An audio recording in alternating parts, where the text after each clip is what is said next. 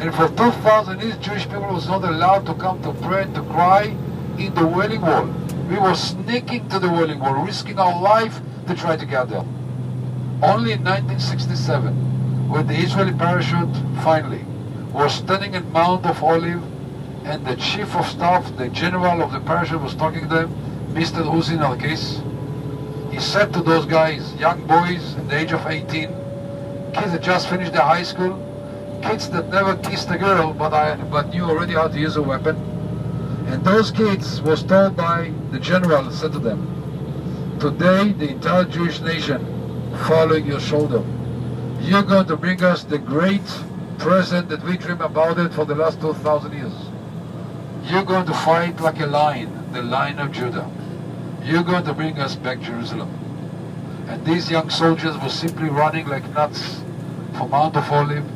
Many of them get killed.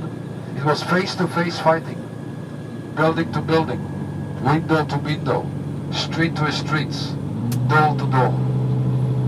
Finally, in the end, we all could hear in Israel the young officers screaming and yelling, I got the wall! I got the wall! Which means the Wailing Wall was liberated and the city of Jerusalem been liberated once again.